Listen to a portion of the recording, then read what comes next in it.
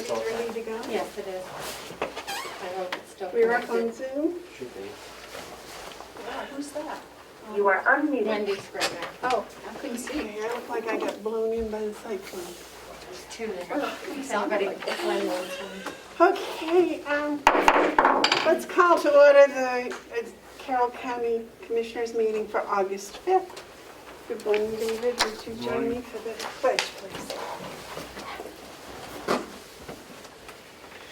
I pledge allegiance to the flag of the United States of America and to the republic for which it stands, one nation, under God, indivisible, with liberty and justice for all.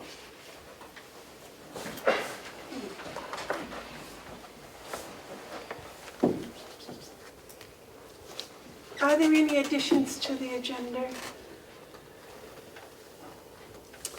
Okay, I'll wait a motion to approve the minutes of July 29th. I'll make that motion. I'll second it. The motion's made and seconded to approve the minutes of July 29th. Are there any additions, corrections, or discussion? If not, all those in favor say aye. Aye. Aye. Are there any media questions? Is there any public input? Yes, sir. Would you please state your name and your town of residence? Madam Chair, he should move closer since the microphone is over here. Over here. Thank you. Yes, Glenn Cordelli, State Representative from Tufton Borough. Last week, Commissioner Babson commented on a rant by Cordelli. I would suggest it might have been more professional to indicate that it was a statement by Representative Cordelli. You objected to my statement that there should be a vote on the release of 91A information. But I think that's entirely what had been suggested. I refer back to the video on GovernmentOversite.com of the July 8th meeting at 35 minutes, 9 seconds. You made a motion to have the commissioners approve 91A responses before they go out. On July 15th, at 2 hours, 27 minutes, and 25 seconds, you indicated that there should be no 91A answer that goes out with the approval of the majority of the commissioners.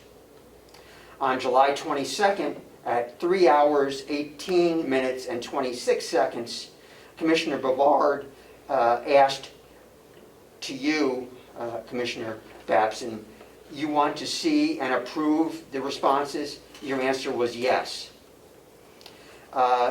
Secondly, last week, Commissioner Babson, you stated that the checkmate payroll system should be replaced and it should have been done 2 years ago.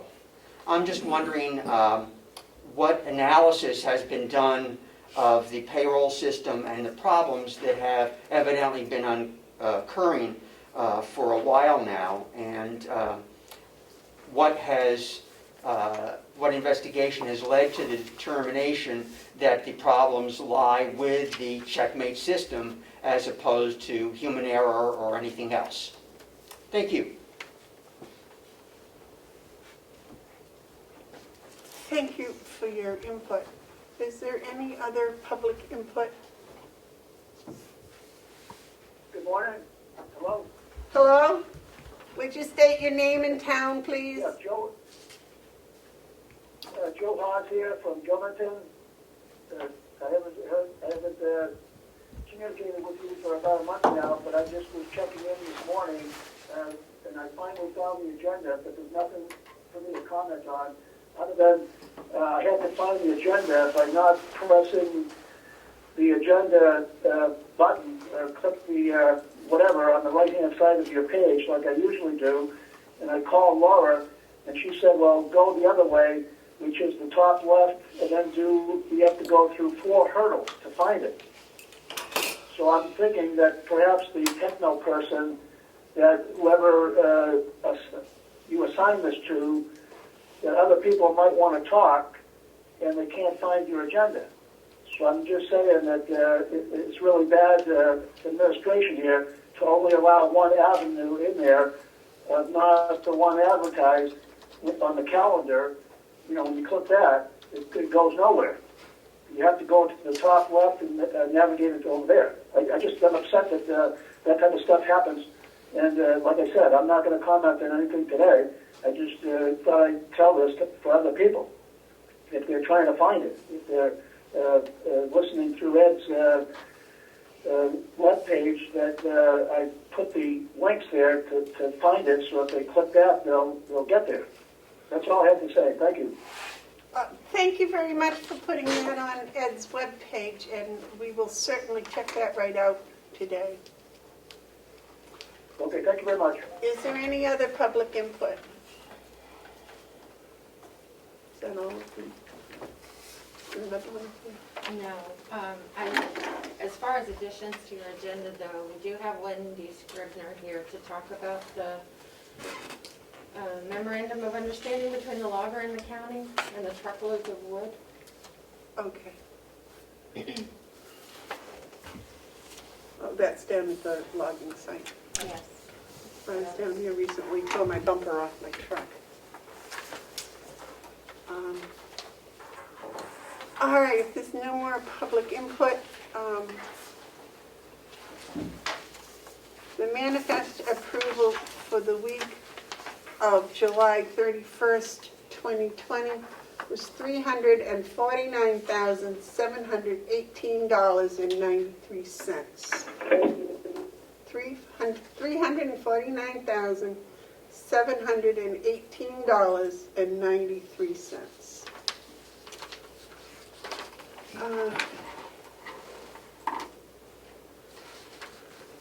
Bob, may I ask you to hold your time for a minute so that we can talk with Wendy while she's right here? Of course. I think it'll be very short. Thank you. If that's all right with you. Sure. And, Yep, it's okay with Bob, it's okay with me. good morning, Wendy. I thought she was here. Oh, how are you? I'm well, Wendy. How are you today?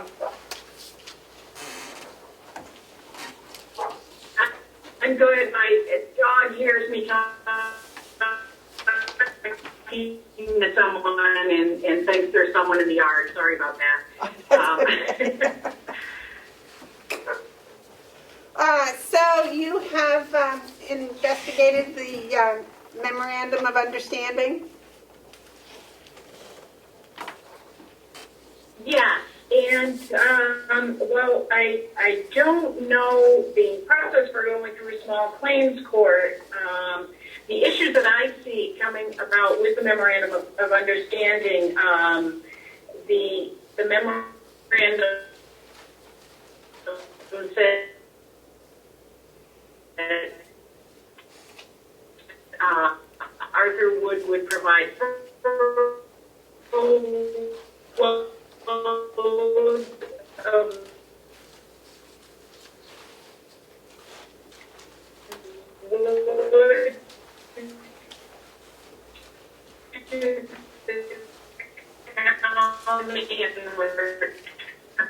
Point of order, Madam being I able know. to use that access way. From what I understand, only one load of wood was supplied. He also indicated that any damage resulting from operating log trucks and utilizing the road would be repaired and made whole to their original condition or better. I went down there yesterday. I did find that he had installed the cross drainage culvert between the landing and So we can have a Route conversation. 28, which was, to improve that particular section of the road, Wendy, if I could interrupt I'm you. sorry. If I could interrupt you, please. We're having some sort of difficulty, and I was kind of waiting for Melissa to get it straightened out, but it doesn't seem to be correcting itself. Can she call in Can on? she still hear you? Can you still hear me, Wendy? Okay, sure. Let me know when I should start. All right, now you sound much better. Did you do something? I can hear you. All right. Well, let's try this again from the beginning if we could. No. Are you all right? Can you hear me? No. Okay. Yeah, I can hear you. Okay, let's try it again from Can you hear me? Yes, and now you're very clear, so let's try again from the start. You went down to see the site and Okay. Yeah, and there are some things that need to be done on the property to get it back to its original condition. Arthur Wood has left a stream crossing in place which needs to be removed without impacting the stream when it's Wendy, the skid trail. Wendy, you keep fading in and out on our speaker. I think it's our speaker. You're not doing anything different on your computer, are you?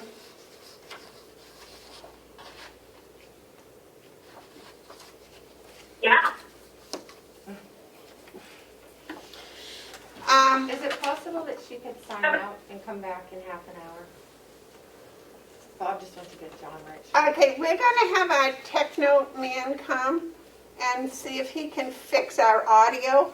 Would it be possible for you to come back to talk to us in maybe 15 minutes?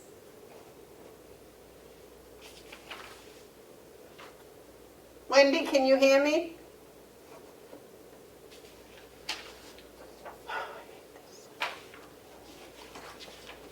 Did we lose her completely? I would say so. Can you see if she's still... He's trying to talk. Let's see if we can get through. Can you send her an email telling her that we've got problems and to please, could she try? Okay. And we can have her call in on the phone if necessary. Okay. I will do that. All right, meanwhile, Bob's disappeared. Yeah, you're right.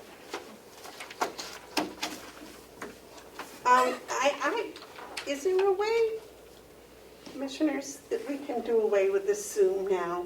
The building's open, we're here every time. Is there a way that we can just do away with Zoom? Because it causes more aggravation, more time loss, and misinterpretation, I think, too. I personally like the Zoom, but you shouldn't come in here at 5 minutes past 9 and try to make it work. We should have it set up and checked at 8 o'clock in the morning that it's working, and contact the people that are going to make presentations and make sure that I mean, Wendy's been on here for about 15 minutes, 20 minutes. We could have checked with her and found out whether it was going to work to begin with, and then do it. I think that Zoom is allowing more people to get access to these meetings. Might be wrong.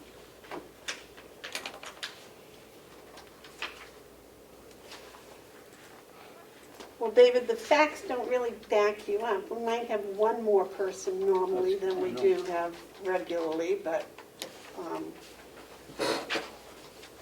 Terry, do you have an opinion? It wouldn't hurt my feelings not to have it. The only problem I see is if Bob or Howie can't come over here and they have stuff to deal with us, but No. that's the only problem that I see. But other than the general public, we usually don't have, and they're welcome to come into the building now, so.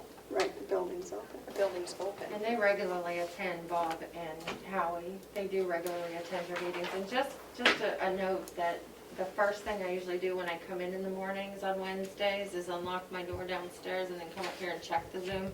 So at 8:30, everything appeared to be functioning exactly how it was supposed to. So I try to do that ahead so you're not delayed. Well, and we never know until we speak to the person, and I think sometimes it's the equipment the person may be using as well as our equipment. Bob, we asked Wendy to call back in 15 minutes, so if you would go and come Yeah, up. in this case, it appears to me that it's on her end. I don't think there's anything on our end today. Right, so if you would come and join us, and it gives people a false sense that they can do it from their office or from home or from someplace else when, Bob, you know, this was kind of this is important. down, so that could be one of our problems. This Yeah. should be working right now, it's not. Like, great, Huh.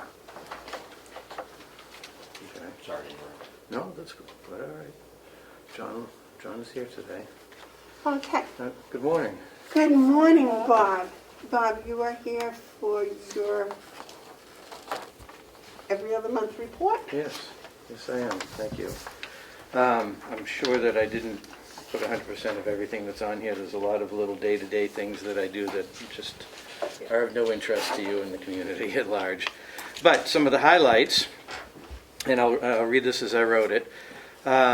Despite the inability to conduct certain general preventative maintenance procedures due to the COVID-19 restrictions, it's been a busy couple of months still. Some items are starting to be addressed at the nursing home with strict infection control guidelines, of course. All of the Siemens installation projects are complete. I'm now awaiting startup on some items, specifically the humidifiers in this building and the humidifiers at the nursing home. I can't have anybody in the nursing home to start up those humidifiers yet, so it's still going to be a little while. And I'm working with the Siemens automation team to work all the bugs out of the system. Got a long way to go. When you program a new system, there's lots of bugs, and it's a work in progress. And I'm not going to be signing off on any more automation invoice requests until it's completed. I've signed off on the humidifier installation, but I won't be signing off on any more automation. The jail roof RFP was awarded, and now we're waiting for the contractor to arrive. He called me last night, and he's supposed to start next week, Monday, to start doing the jail roof repairs. And when he's here, I'm going to ask him to go over to the annex and give that roof a walk, and perhaps give us an estimate, budget estimate on repairs. Perfect. Okay. And as I don't know, not everybody knows that Representative Damaris, the chairperson of the delegation, asked me to do this. That's how I remember at the meeting that we had on Monday. Or she suggested we do it, and anyways. I thought that the commissioners had asked you to, when he was here, to see about preventing any more leakage. Maybe there was. And I think she did state that it should be a priority to stop the leakage, It was a group decision. something like that. Either way, it's getting done. Good. As I Yes. I remember, Bob, you were the one that said that you thought that you could get him to come over, and that's how we, Well, because we were talking about the roof, and I saw an opportunity. yep. And So I if I'm think gonna it was have- your idea. If I'm going to have a guy on campus, Correct. might as well have him come over and take a look at the roof. Yep. Don't pass up an opportunity. Yes. The consolidated contract was signed by the commissioners, and the upgrades are in the fiber upgrades on the consolidated end are in the design phase. And construction will start to happen. We'll start seeing a few things happening. For those that don't know, we're going to be upgrading the fiber into this building and into Mountain View from consolidated. It's already made, we just left it. Actually, in the Mountain View, they have to run a new line in because there's only copper lines going in right now. Excuse me.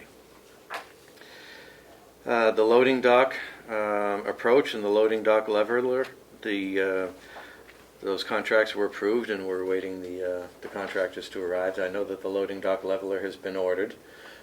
They're out here the end of, not last week, but the week before, taking some measurements and confirming the size. The Mountain View Annex laundry dryer was installed yesterday. Oh, nice. Yep, it was installed yesterday, and the startup crew should be here as we speak, over there starting it up. As you know, the DOC maintenance position was filled. Steve Rakowski, he's working out nicely. He's training alongside Joe, absorbing content as would be expected, and it looks like he's going to be ready to take over when Joe retires in a couple of weeks. The Mountain View bus, we lost the tailpipe while I was out on a medical trip last week. That was kind of exciting. But it's been repaired, it's back in service. Well, when you get a call from one of the activities folks that was driving the bus and said, "Bob, what do we do?" So, anyways, it's back in service. Our monthly pest control continues on an outside-only basis, but with infection control procedures, I don't want to say being relaxed, but being carefully monitored. We're starting to consider letting individual people into the building to do individual things. So some of these maintenance items that I've been putting off for the last couple of months are going to start slowly coming back into service. Not that they're out of service, but getting maintained. And the last big item on my list that I wanted to discuss with the commissioners today is the Mountain View elevators. I put in the capital budget for 2020 to have the seals on the elevators replaced. They're all leaking slightly, one of them more than the other. And I took a look into the pit yesterday, and there's definitely one that's leaking more than the others. And I got permission from the Mountain View infection control team to have those repaired, to move forward with this process. Now, this is an elevator company that we have under contract that takes care of the elevators at Mountain View and takes care of the elevator in this building, and they're under contract with us for a 5-year service contract.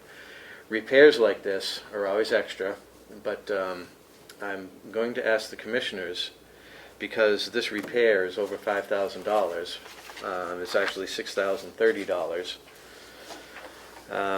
that we waive the competitive bidding process because of the circumstances surrounding it being a company that we have signed with a contract. And they won this contract under a competitive bidding process, if that helps your decision.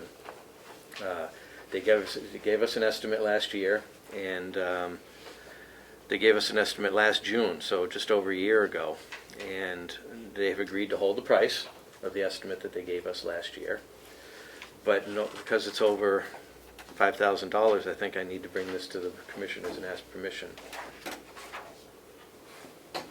Is service and minor repairs part of their agreement with us? Absolutely, yes. Because they accepted the liability of the elevators.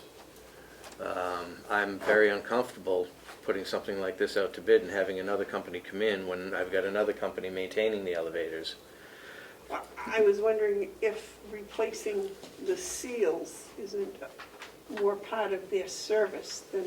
No, I understand your question. No, something like that. A repair doesn't fall under their annual maintenance contract. Their annual maintenance contract comes in and inspecting the elevators and tightening things that are loose or whatnot, small items. If they need to change a battery on their battery backup, I still get charged for that because it's above and beyond a maintenance contract. But it's part of the service that they provide.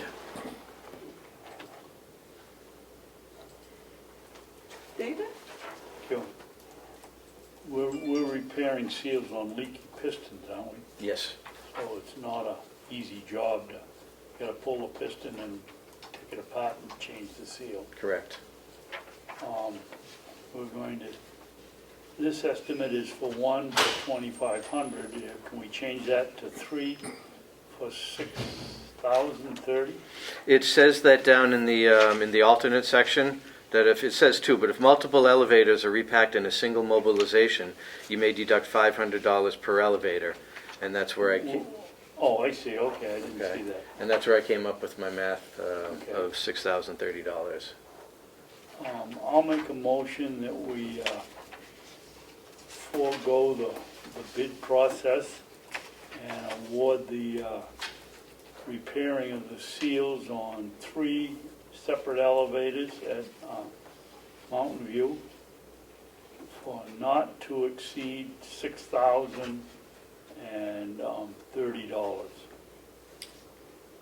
I'll second. You gotta put the reason in there. Well, I was gonna get a second and give the reasons. Okay. I don't know whether it has to go in the motion or whether we just have to have it with the motion. Anyway, Can you speak up, David? yes. Thank you. The reason I would forego the bidding process is because I don't think it's a good business practice to have one company carrying the liability on a product that somebody else, another company is working on. These people have won the contract fair and square last year by a substantial margin, as I remember, over a former servicer. And it gives us an opportunity to save $1,500 if we do all 3 at once. They're all leaking, one's bad, worse than the other, but let's get it done and then we don't have to worry about it. Okay, the motion's been made and seconded. Is there any other discussion? If not, all those in favor say aye. Aye. They can do that right away, Bob. Thank you. Would you, sorry. What's the matter with you, Murray? You couldn't squeeze $30 out of them? I got $1,500. Oh, no, you didn't. No, I mean, they put that in the contract. I wanted to see that $30 was up there.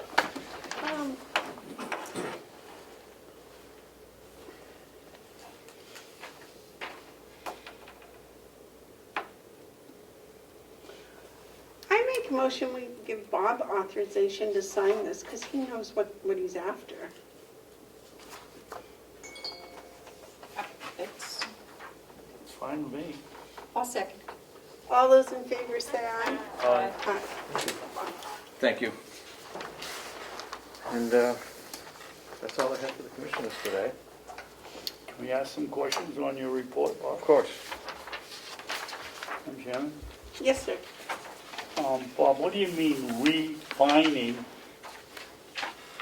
HVAC automation is an ongoing project? That's the HVAC controls. Siemens has upgraded all of our HVAC controls to have their front end, which means they either take over completely a new system or they marry on to the existing control network that we have in the building. And we have a mix of that, so it's kind of a hybrid. And anytime you do any kind of control work like that, there's hundreds, literally hundreds of points of temperature control and automation, and there's bugs to be worked out. And it's a painstaking process to go through each one of those points, point by point, and figure out what's wrong. So they submitted a product that works mostly well. But there's things that I find on a daily basis that I have to take notes and say, this isn't right or this isn't right. And essentially that's what I'm doing. I was just concerned with your term refining. Refining. You just Working the bugs out. adjustments, okay. Yeah. How much was the dryer at the nursing home? Almost $4,000, I think. Okay. did you go out for bid? 'Cause Oh, it's, yeah. We approved that. Oh, yeah, we did that we did that before the COVID hit, and then we ordered the dryer before COVID hit, And it came. and then COVID hit and we shut things down, Yeah. and I got the Okay, phone now I call. remember. Yep. So I had to take delivery of it. He was just stuck it in the back hallway. Oh, that's right. Yeah. Yep. And the other thing is, I talked to Jason yesterday. How about getting together with Jason and bringing Steve over here next week so we recognize him when he's walking around here and don't think he's loose from the jail or something else. Sure. We usually bring in new employees and introduce them. Okay. I think that would make him feel better. Okay. Jason Happy said to. he's doing a That's great a job. good idea. Thank you for suggesting that. What's his last name? Rakovsky. I think it's Okay. Rakovsky. I struggle with the pronunciation. Name like We'll that just when call we him need him. Steve. Yeah. Anything, Bob, any questions? No questions. Okay. I would like some clarification. Bob and I had a small quandary this morning. Several weeks ago, the commissioners had asked to have a key lock put on the door into the bookkeeper's office. And Bob asked this morning which door that was. And I told him I believed it was from the executive, no, I don't, Reception. receptionist room into the bookkeeper's room. And there was some discussion as to whether that was exactly what the commissioners had wanted. So I want to check with you both and make sure that when I say the key lock goes between the receptionist and the bookkeeper, that was your wishes. That was so that door could be unlocked during the day, but if they had to run to the bathroom or something, they could lock it and unlock it without having to call Bob every time they wanted to put the lock on the door, because we wanted the door unlocked during the daytime. Am I correct in my memories here? Bob and I talked about it this morning, and this morning I didn't recall, but now you said that was the discussion, so we could just, it's a manual key, is it not? Mhm. And then they could use it and get in and out when they wanted to. And there was no screaming and yelling. Well, the door was to be unlocked Yeah, right. from 8 to 4, and then if Or if the either office one of was them were leaving, they could lock it. empty, if the office was going to be empty or whatever, then they could lock Yeah. it. That was my remembrance. I think that was pretty accurate. I don't know. May I don't understand why we're doing that, though. I don't understand that. If we already had the slide key, right? For that door? Is that what we're talking about? Yeah, it has a card swipe on it, and that's why I just wanted to remind the commissioners of the caution. Anytime you have a door that has the ability to unlock with a key, you remove the ability to track Right. who passes through the door. That's all I want to say about that. I don't, I don't understand why we have to go to put a lock key on there. I mean, I don't understand why. Well, with the slide key, we have two options. Either when the door shuts, it locks automatically Right. and So only it's locked. unlocks for a slide key. Right. Or Bob can program it to not lock from 8 to 4, but then if it needs to be locked for someone to run to the bathroom or whatever, then they would have to notify Bob to come and lock it. So the key way allows that. Laura's door, for example, into the hallway is a key lock door, so that when she's in her office, it's unlocked and people can come and go as they please to talk with her. And if she has to go to the bathroom or if she goes to lunch or whatever, she can lock it, and that secures the door. Am I correct? Correct, but it's a public door, so you don't need to track. Correct. During business hours, you don't need to track who goes through that door. but the door between the receptionist's room and the bookkeeper's room, the commissioners had wanted it unlocked from 8 to 4. I understand that, but if they leave to go to the bathroom, so they close the door and it's locked. And only the people who have the right to have access can get in there. So I don't understand why we have to go, and how expensive is that, Bob? And your time? Well, I mean, the time is minimal, because I can have that lock swapped out in 15 minutes if I do it myself. It's more than just the expense of the lock, which is, you know, probably a $450 lock. I don't see the need.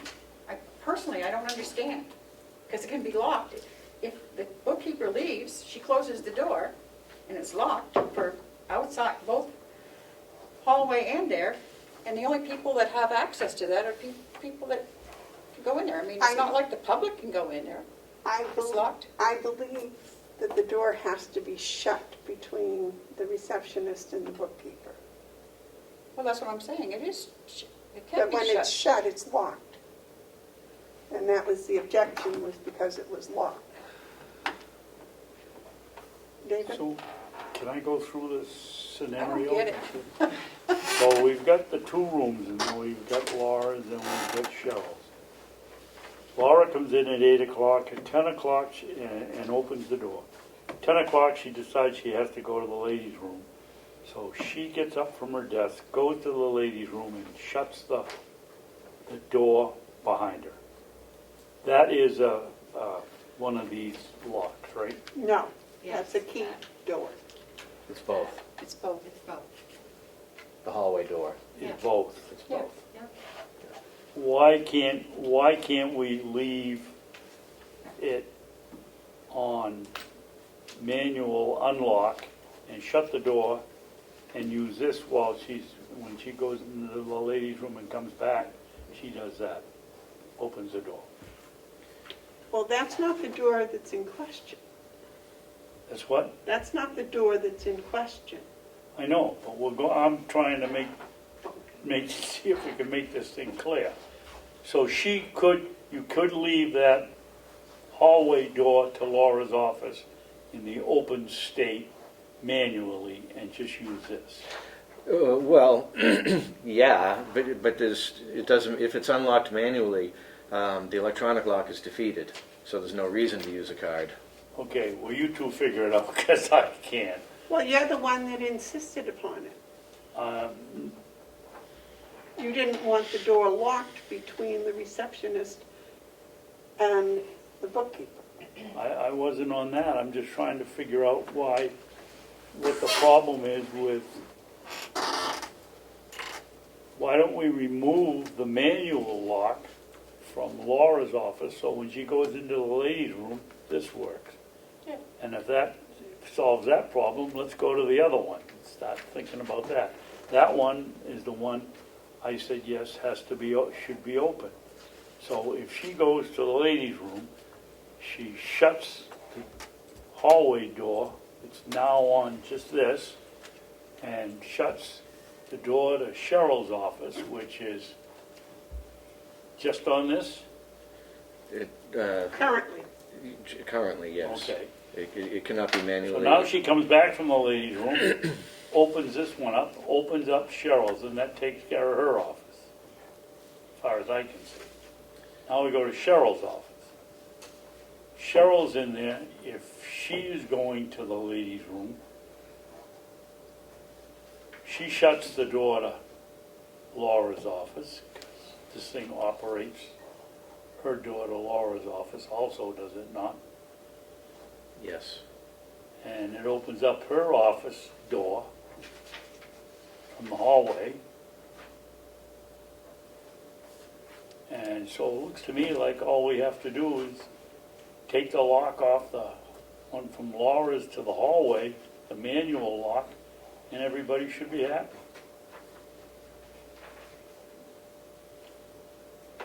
Well, that's an understatement. David, I think one of the problems is that the door between the receptionist and the bookkeeper has to be kept closed. Where if it's an electronic, when it's closed, it's locked. The way in your scenario. Yes, but we on obligation because of health reasons to keep that door shut and locked, or just shut? Just shut, And every time you shut it, it locks. correct. Correct. Well, So, I don't see that that's a problem, because, I mean, if somebody needs to go in there, they knock the door, just use their you key do and what knock I on do, the door. knock the door, and he comes over and unlocks it. Yeah, I mean, I don't know, I don't care, but it just seems like a lot of money for something that's so silly. Well, I agree with Terry. I'm glad you two have changed your mind. Because that would have solved a whole lot of controversy a long time ago. I don't think we ever voted on that, did we? Oh, yes, it was voted to keep the door unlocked. But now you both agree it's okay to keep it locked? I don't see the purpose.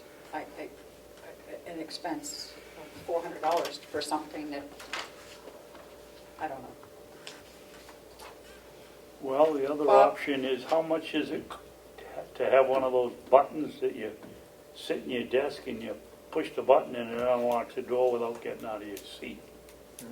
That would be definitely more convenient Is for it more Cheryl. expensive? The one, it's a couple $100. But I just want to point out that I did special order that lock. It has arrived. It's not returnable. So, Oh, well, then there's some use. so if we don't use it, I'm going to put it on the shelf because it'll get used someday somewhere, and it's interchangeable with all the locks that we have here. So I have no problem putting that on my maintenance budget and keeping it on the shelf.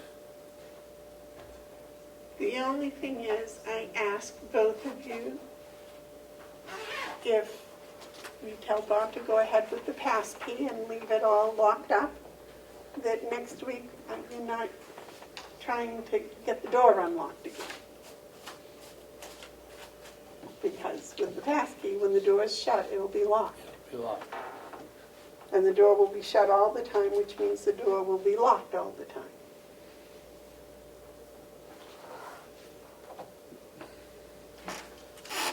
Yes, Oh, no, yes. Commissioner Babson suggested one of the remote releases similar to what the HR director has. Personally, I think that's a good idea. instead of the, Well, Lock? if somebody needs to get into Cheryl's office while she's in there, they knock on the door. So rather than her having to get up and walk around and go to the door, she can just release it from her desk. She has windows on both of those doors. instead of the other lock. Yeah, it gives her the ability to keep her office secure, and it gives her reasonable convenience for unlocking it when somebody knocks to come in. Food for thought. Now, that doesn't interfere with the slide, though. No, because That will work regardless. well, it does. Yeah, that'll work regardless, and it removes the ability to track electronically. But you've got somebody actually that sees somebody coming in.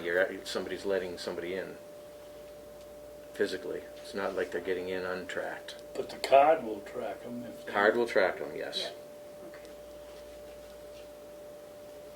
And it's half the price. Yes.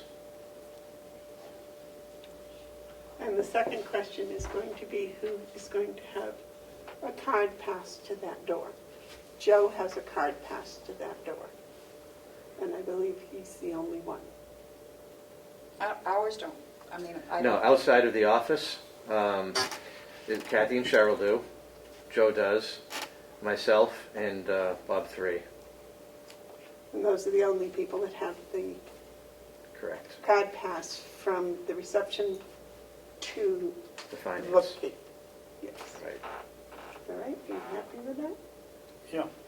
Yeah, I'm fine. Did you put your mask back on? Oh, I'm sorry.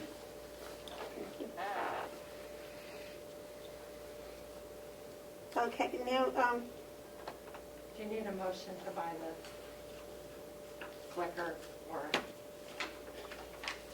there is a second quandary. I prefer a motion, A whether it's motion needed to or not, purchase the button to just remote. so it's etched in stone. There is a second quandary here. Apparently, when the door between the receptions office and the finance office is open, there is less than a 6-foot space between Cheryl's, whoever's sitting at the bookkeeper's desk, and the door.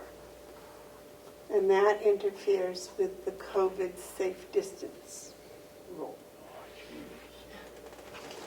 Madam Chair. Yes. Then why don't we just keep that door locked and everybody go in from the hallway? And then you got your 6 feet. I just, it never had seemed to have bothered. I've gone through that door, knocked on the doors, gets up to the answers, and she's right there. She's never said anything to me about, I'm not 6 feet away, I have my mask on. So let's Comes just, right up to the door and lets Yes. you in, that's So, not 6 feet. just keep the freaking door locked. I'm sorry. And use the hallway door. I mean, this is ridiculous. Anyway, I guess I've said enough. Do you agree with that, Mr. Babson? I think Terry makes a lot of sense. Keep it locked, and if they want to complain about it, May I make a motion that you purchase a clicker? Would it unlock both of the doors?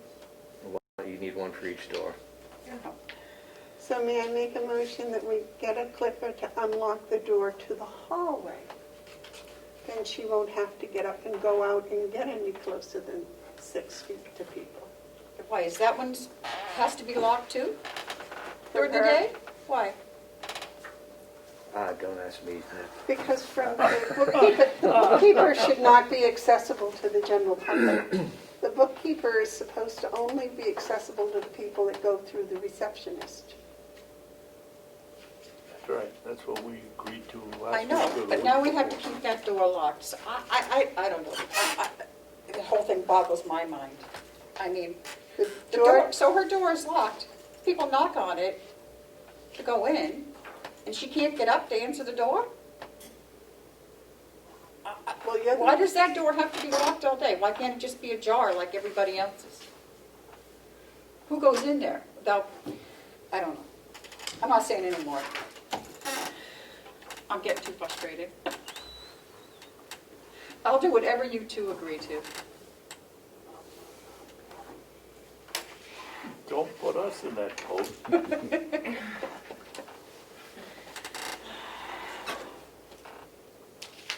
So now we're talking about $600 for a door. That it's ridiculous. it's already got the key, it's already locked, it's been locked right along. The door to the hall has been locked always. Right. So that's not a change. The only discussion was the door between the receptionist Yeah. and the bookkeeper. And you both have agreed today to keep that door locked at all times. And I was just making a motion that for the clicker to unlock the door from the hall. But if that's not good, we don't have to do that. Well, if we're going to keep the one between the two offices locked at all times, then get the clicker for the front door. Because they're going to walk around there. Well, we're not having any complaints from the receptionist. Right. We don't need to worry about a clicker there. No.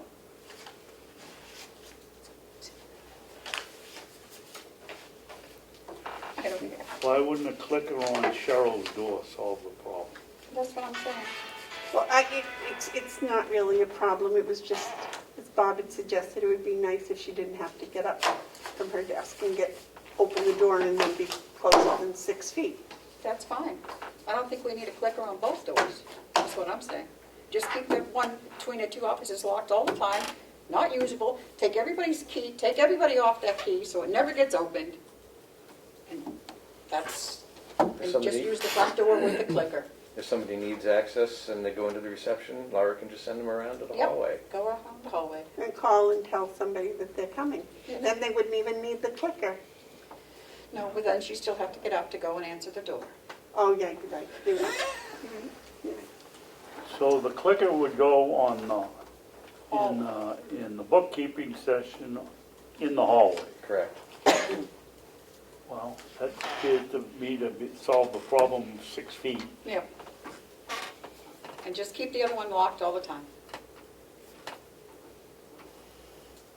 Do you need a spare door anywhere? Why don't we just take the door out?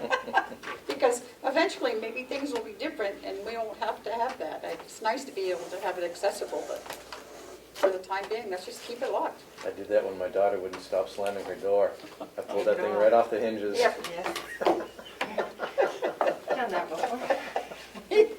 Sorry.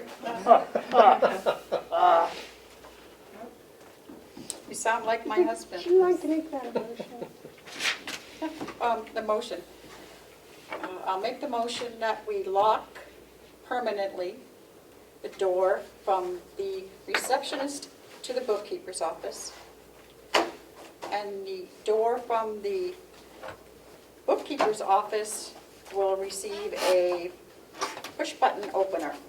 Is that what you want to call it? What is it called? Remote Remote door opener. operator. Yes, For the hall. for the hallway, Bookkeeper to hallway. yes. Do I have a second? Sure do. Is there any more discussion? No. All those in favor say aye. Aye. Thank you very much, Bob, for Thank your you. time. I'll Thank send you a copy of the minutes, Bob. Thank you. You're welcome. Thank you, Bob, you're doing a great job. Thank you. Thank you for the good job. Yes. Thank you for the lesson in diplomacy. Thank you. I always thought that I was diplomatic, but I'm sorry. That just got me, Today was a test. All right, where are we? has Wendy tried to come back? She has, and it's not working, so I have her telephone number, and if you'd like to talk to her on the county phone, I can dial her up. Does that interfere with this phone? I'm gonna use that speaker phone, the regular landline. Oh, you're not gonna use it? No. Will that This one right here? interfere with this one? No, I don't know why you want to use it. If I use that, then won't it disconnect other? I'm not gonna get involved. Okay? Yeah, I'm not sure. I'm not sure the technical part there, so I don't want to risk it. I need to apologize to you too for kind of losing my temper, but I just got so frustrated. Well, you two are the ones that insisted the door be unlocked. And I think it's kind of interesting what a month does. So, Joe, you will have to only use your passkey from the hallway. Yes, It will no longer work. okay, fine. Thank you for moving this, and see if Wendy answers the phone. There we go. Hello. Hi, Wendy, it's Amanda. Hi, how are you doing? Well, we're getting back. We're going back to the old-fashioned telephone. How's that? Oh, okay. Well, it sounds like, from what I'm seeing, a lot of people still don't have power in the county. Just seeing some emails going back and forth. People don't have internet, don't have power, that sort of thing. So. Well, that could definitely have an effect. So if you would please like to start all over again with your report for the memorandum of understanding for Mr. Wood and the Sure. Let me pull that up. Okay, I did find a copy of a memorandum of understanding that Ken put together with Arthur Wood. It was signed back in November of 2017. And in it, it basically outlined what Arthur Wood would do in return for being able to cross the county property to do some harvesting beyond or in back of the county property. There are a couple of issues with what was identified that he would do in the contract that he hasn't done. One of the issues is that he indicated that he would provide a few loads of log-length firewood that he would drop off free of charge to the county.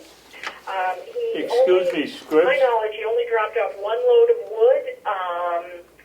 He also indicated that any damage resulting from operating log trucks and utilizing the road on the county property would be repaired and made returned to their original condition or better. And while he did put in a cross drainage culvert between the landing and Route 28, there's still a lot of work that needs to be done to restore the land to its original condition. He left a temporary bridge or some logs crossing the stream that need to be removed without impacting the stream. The skid trails need to be smoothed and graded to ensure that they drain properly. He left trash and logging slash and some unsold pulpwood on the landing that needs to be removed.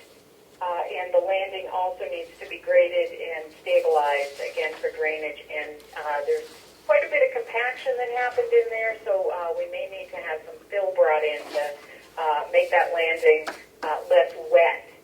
And so, the question now is, how do you want to proceed with this?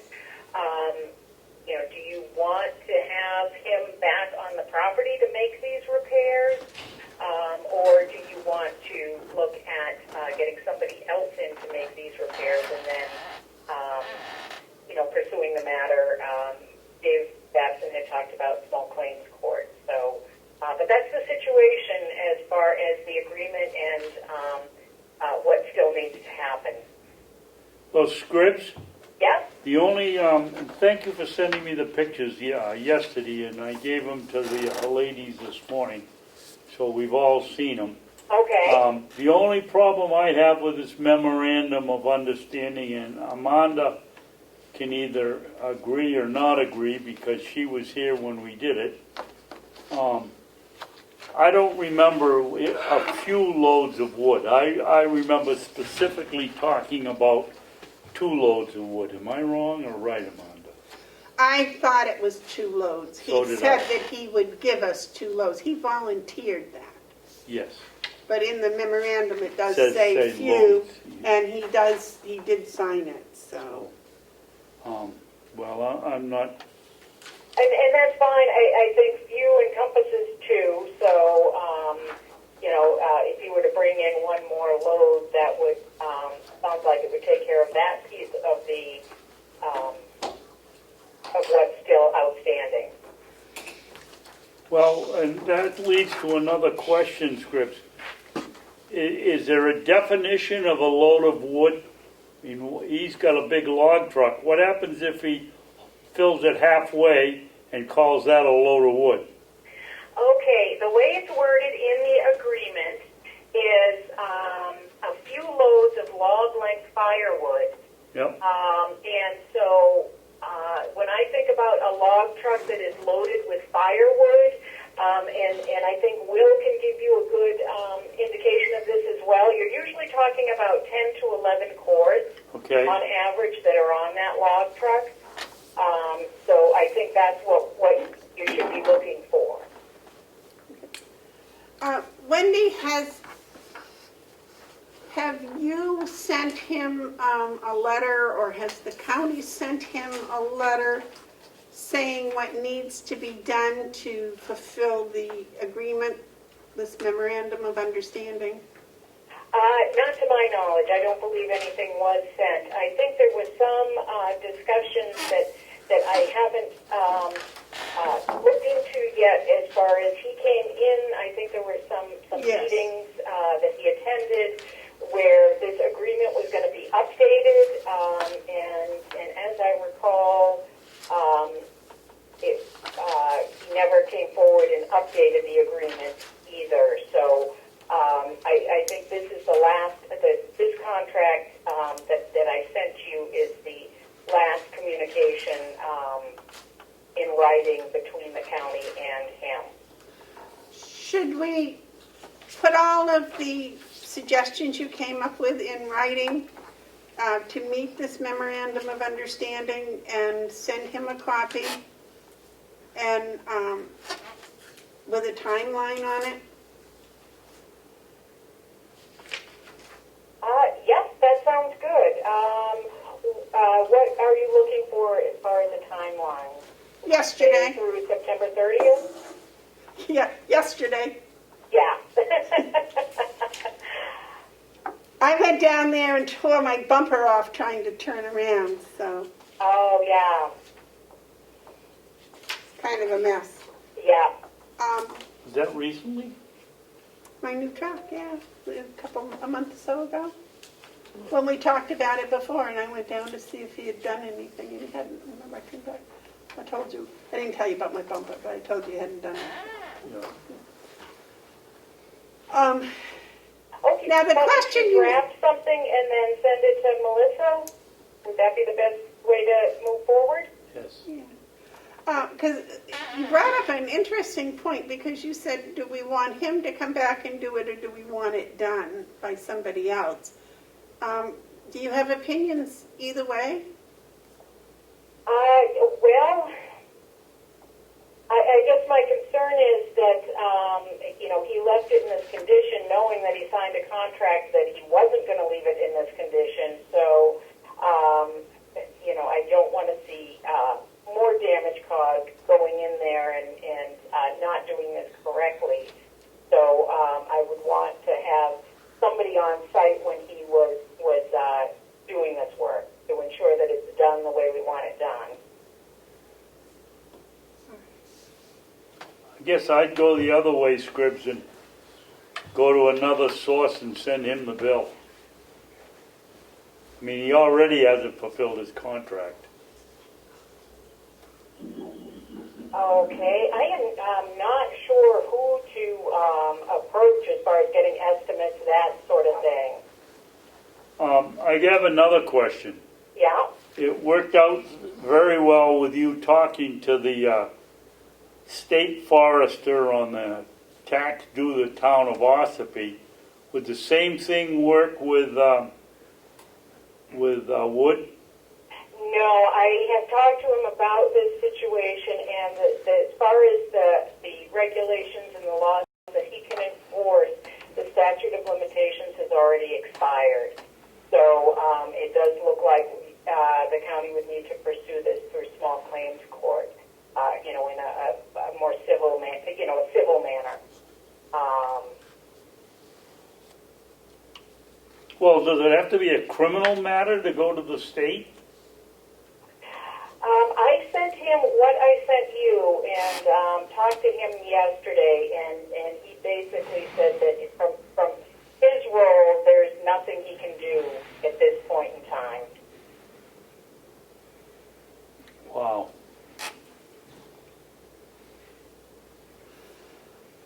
So maybe your deadline of September 30th is a good one?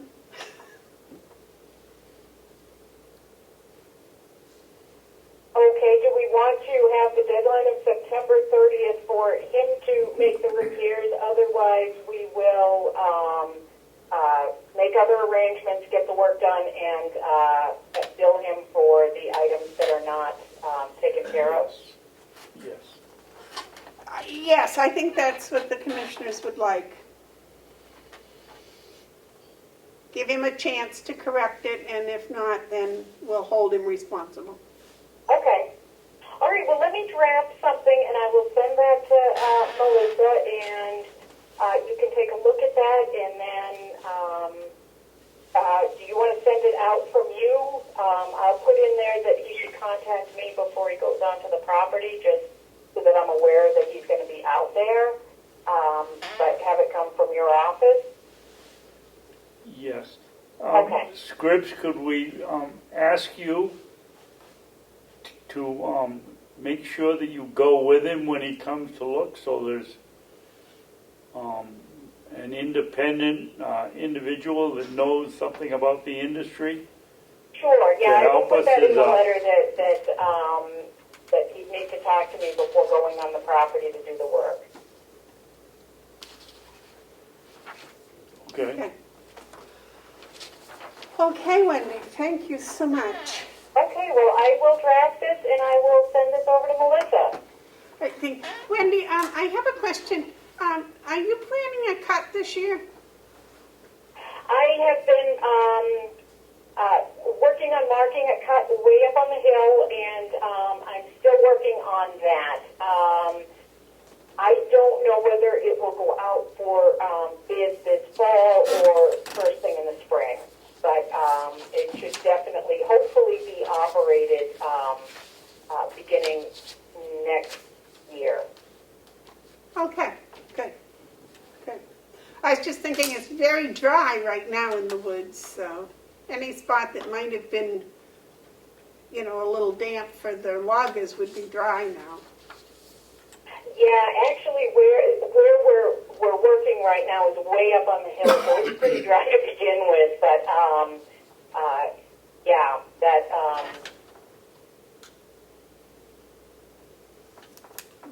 yeah, I can think about what other areas we might be challenging to get into.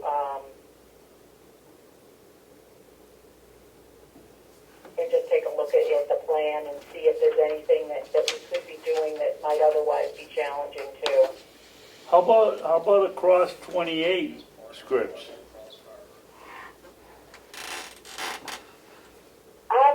Well, yeah, there is some, we do have, there are two pieces across 28. Both of them, one of them is quite dry. The other one has that stream running through it. So that would be a possibility, but I wouldn't want to get into that until the repairs have been made to the access on that particular parcel. Okay. The other parcel is pretty dry to begin with, so and we were in there harvesting a few years back. That's the one you and I walked around, right? Yeah. Those two, Yeah. yeah. Very nice. Okay. Anything else for us, Wendy? I think that's it. You have anything for me? You have any questions, Dave? No, she answered all mine in a very fine way. All right. Thank you very much, Wendy, and I'm sorry for the technical problems today. Oh, no problem. Well, good talking to you. You have a nice afternoon. You too. All right. Bye. Bye. David, do you know how to shut that? Let me just pick it up, right? Just hit Pick it the, up and oh, I'm hang it up. sorry. You got it? Just hit this, don't you just hit speaker? Okay. She's that's right it. about the electrical. We lost our lights about 7, didn't get them back till after midnight. I had dinner in the oven and, We're about 7 to 2, nothing, you know. yep. My road had trees all over it. Really? Oh, God, I came under wires that were down in the village, so, yeah. I don't know. Oh, look, it's only 10 after 10. We're almost. Luckily, I could swing around and get out from under the other one. Okay, let's see, where does that put us? Who's missing? Sounds like he just It's the treasurer's report, but he's out of the room. had a call there, I think. Let's move on down to the executive coordinator's report. All right. If I could just start my report by, I would like to recognize a group of employees that we have here at the county, and that would be the Carroll County dispatchers. I just wanted to recognize that on a normal day, they do a quote normal day, they do an excellent job of professionally handling the police, fire, and rescue calls. And then there are days like yesterday when they go absolutely above and beyond to keep the calm and the chaos across the county. And I just wanted to recognize them for the phenomenal job they did over the last 24 hours during the storm.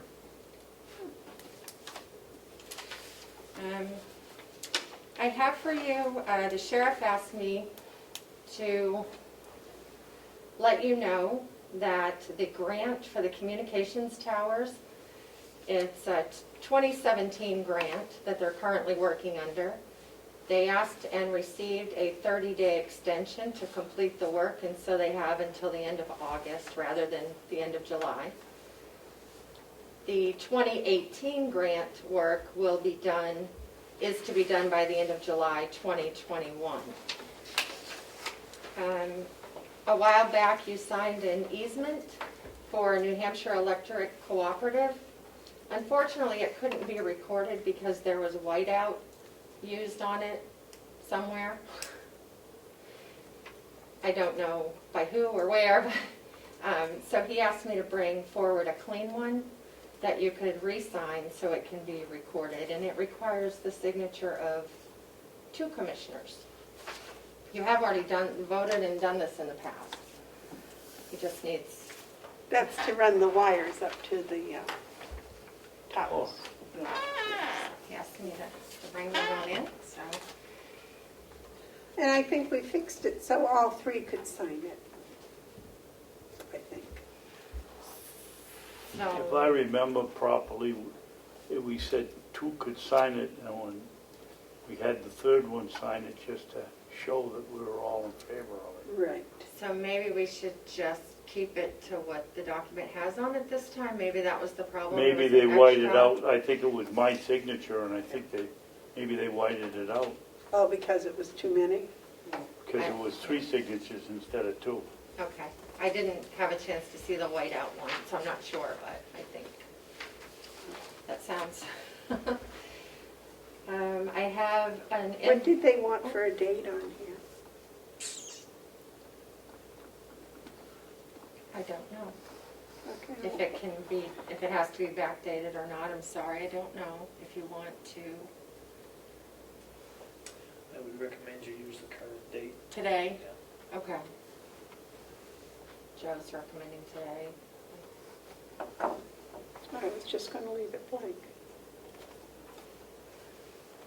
I have an invoice for you to approve from Shaheen Finney Bass and Green for legal fees.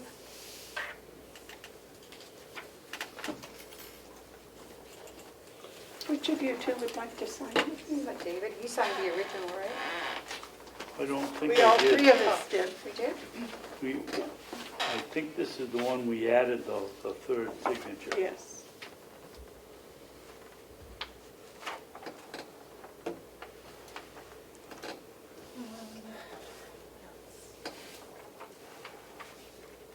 Madam Chair, point of information, please. Yes, sir. How much is the total on that legal invoice? The total is $382.50. Thank you.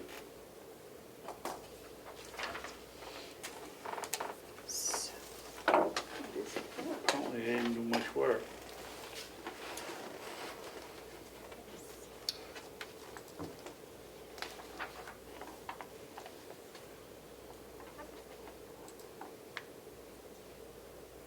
I must have been with Leslie.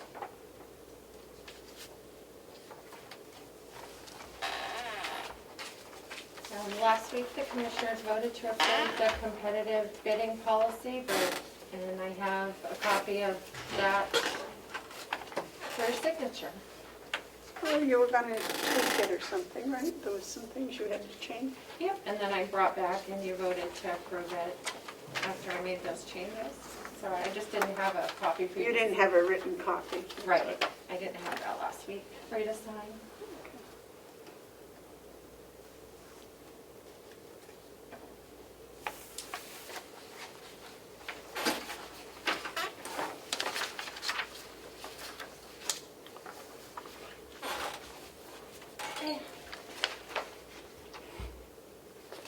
I sent out a little information about the next thing.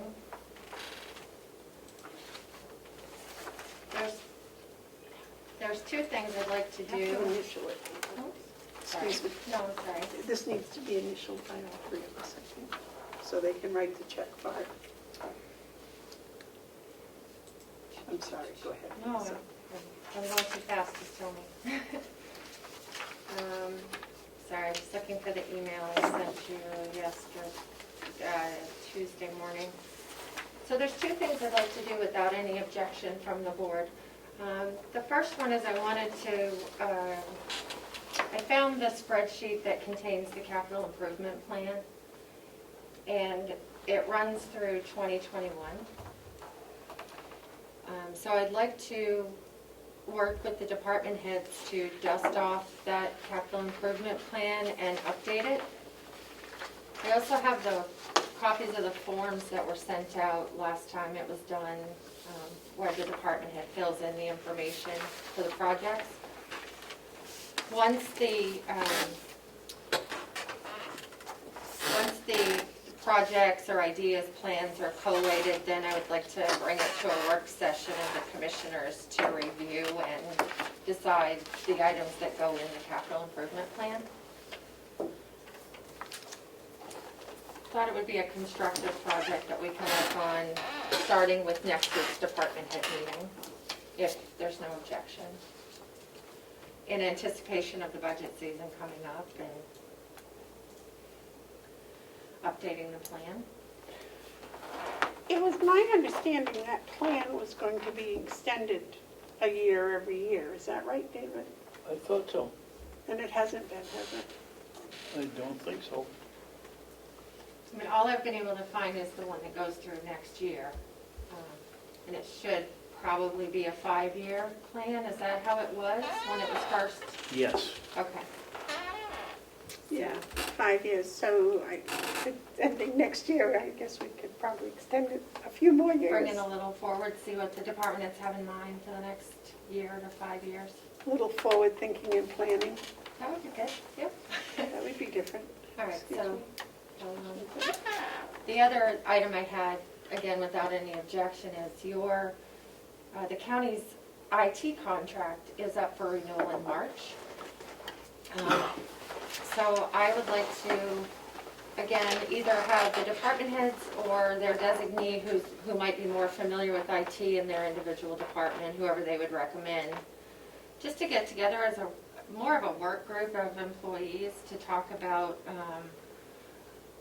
what works in our department, what we'd like to see, and come with some recommendations on as to give to the commissioners to consider as they look at renewing the contract or putting it out for RFP or whatever you decide to do for next year. Wasn't there a committee, an IT committee at one time? Yeah, and I think they met about once and that was it. That was before my time, so I don't know too much about Are you that. sure it No, wasn't? it was- You and I and Hunter set it up there? No, that was before my time. Okay. I think it was maybe when John was first here. Well, I don't think it went back that far. I'm just looking really quick to see on the website. I don't see any minutes. He's already approached me about extending his contract. Oh, okay. So that's something you'll be working into your budget in a few months to figure out where you're going with that and the cost of that. And then at the delegation meeting, the Register of Deeds had mentioned that she would be working towards some things to put in her budget because she's not part of the IT contract currently. Her department is not, so I don't know what that entails, but. Well, some of it is, but some of it is, and all of her online computerized work is not. Right? That doesn't come under John. I don't know, Amanda, but my recollection is when we set it up, that things like Fiddler and some of that were outside didn't have anything to do with our contract, but I was absolutely flabbergasted when you told me yesterday that she isn't part of the contract. I thought her machines on her desk to email around the complex and everything was in the contract. I was actually surprised too. I didn't realize that till she said it at the delegation meeting, so. Well, if you checked with her and make sure, because when she wanted a little laptop, she was going to go through John. Yeah, yeah. Yeah, so, So I think maybe she was talking about the Fiddler. And Electronic. okay. whatever you call it, where they sign up and get the stuff at home, the new program, Tapestry or whatever it was.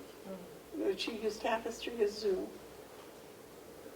And she uses Zoom for her remote meetings, and how was that set up? Yeah, I don't know. So that's why I'd like to do this work group, to kind of figure out the ins and outs by department of what, Well, that certainly needs to be cleaned up, because I certainly thought that some of hers was under the contract and some of it wasn't. okay. So that would be to look into the budget Did you ideas ask either her or John about that? about, Her statement at the delegation meeting? no, I haven't talked to her Well, father I about would it. think probably before we go trying to use our memory, Oh, that it yeah. would be better to Yeah. just ask John and Lisa what it is, what the real I would think, black and white is. I would think the contract spells out if she isn't included. Yeah. I would think that either of them could tell you. And I don't like to speak for people when they're not here, but I have talked to her about this work group type thing, and she was willing to obviously participate in something like this, so. I'm Well, just- Lisa's always willing to participate, Yes. but let's find out. We need to get that particular statement straightened around, because that's where Okay, that would come from either her or John. I can at least get that for you ahead of, yeah, for next week, is that, or email it to you when I talk to her? Yeah, that's fine. The last thing is, you've gotten a third email, I believe, the commissioners, about a right to know request that's pending in the office, about the charges, the amounts being charged to someone for providing the documents. So I was going to, because I got it around the circle again, it wasn't addressed to me. So yesterday I was going to respond to him, but Commissioner Babson suggested I bring this to the meeting instead, so you could decide how to respond to him as a board. Didn't you send I an believe. email saying that you'd already responded and that he's been asking for more than just a 91A request, I think? I responded to him, well, here's a copy of that timeline I had given you last Right. time, or two meetings ago. And I just let you know that I'd written to him, told him how much it was gonna cost, and then when, he wanted us to proceed, to let me know. And I haven't heard from him again, he's been emailing the commissioners.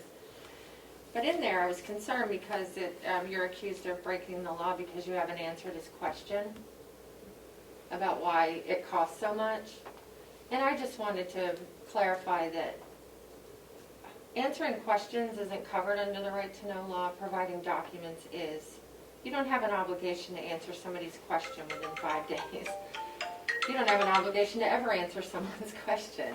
Well, that question I thought would be answered when you gave him the bill. It would be an itemized bill. I mean, it's, I thought it was very nice you gave him an estimate of what it would cost. because certainly I wouldn't want to produce something and then have someone never pick it up or pay for it, so, I just, And all we have to do under the law is, if we can't get it in there 5 days, give them An estimate. an estimated realistic date of when we're going to complete it, and we did that. we did, and the county attorney was helpful with the Yes. response. So,